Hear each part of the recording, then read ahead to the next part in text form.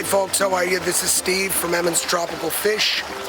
I know the last video that we did for our website, we talked about winterizing your pond, getting your de-icer, your air, disconnecting.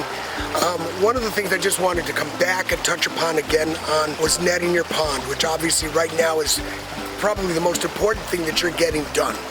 And I just wanted to show you a good example of what's a good example of doing your pond so that the netting isn't laying on the water, collecting leaves, dragging it down into the pond. We took a very simple PVC pipe and just bowed it, caught it in the rocks on both sides so that it gave it an arch to hold it off the ground. Very simple. It's easy to do and something that should be done, especially if you have, like most of us, yards that are collecting a lot of leaves.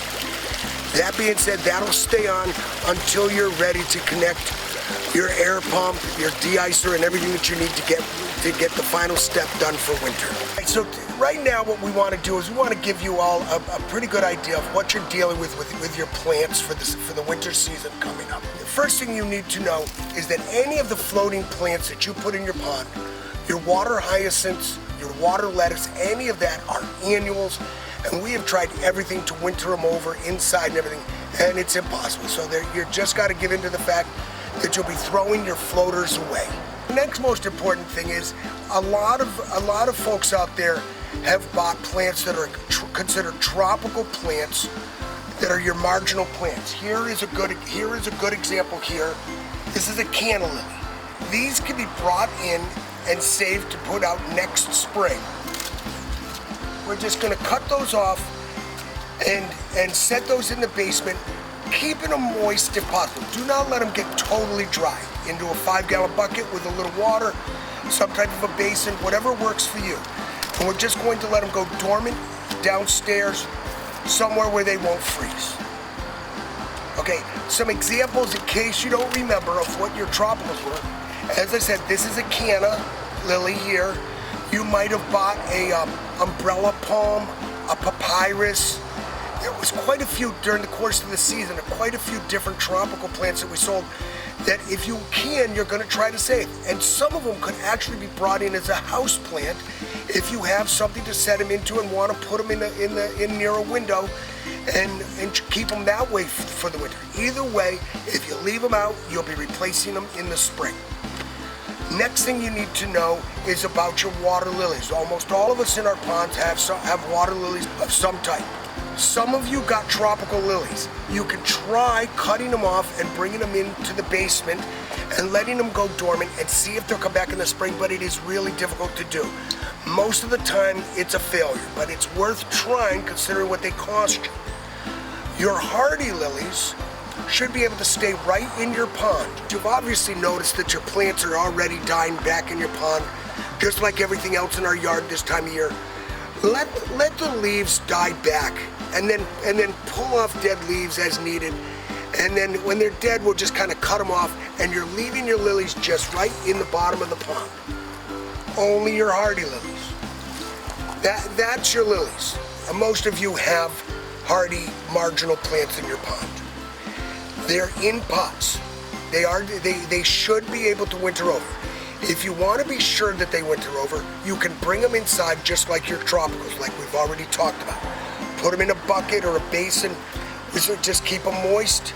Let them go dormant in the basement. We'll bring them back out. Sometimes, because they're in a pot during the winter, it freezes so hard they won't come back, but most of the time they should. It is best to let plants die back before we're cutting off the growth. Fresh growth like this sometimes can create problems by cutting them off, and it allows water to get into the stems and then freezes down in the root system. Another reason that it's always a little more foolproof by bringing them inside. If you're going to leave them outside, try to let them die back as much as possible before you're cutting the growth off. And whether you decide to leave them out or whether you decide to bring them in, we're just going to let them go dormant. Here's an example of one called pickerel weed that is a very popular one. Your cattails, your irises, all those plants that when you bought them were bought as perennials, should be able to winter over outside, but it is safer to bring them in.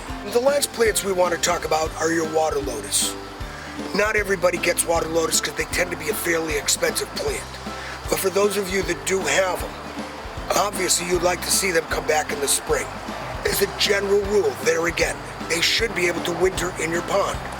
But we find that sometimes they freeze too hard and it ruins the rhizomes in there, and they're better off bringing them in. That being said, let them die back like we talked about with the other plants. Cut off your growth. Always cut above water line. Maybe put them into a plastic bag and bring them to the basement for the season. Pouring out the water before you do so they're not so heavy, but keeping them moist. Remember, in the spring, we'll be needing to do some fertilizing and very possibly some dividing and repotting. That covers it pretty well, okay? Of course, we're as close as the phone if you have questions, if you're not sure what we were talking about on this video. It's real easy to do. It's nice to be able to nurture your plants through the winter and bring them back to life in the spring, just like a regular garden. But, you know, as always, we're here to help out any way we can. Call us, email us, whatever you need to do to get in touch.